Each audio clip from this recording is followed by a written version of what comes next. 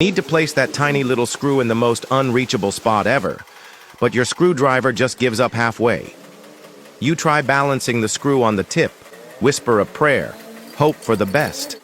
And of course, it falls before you even get close. Again. But don't worry.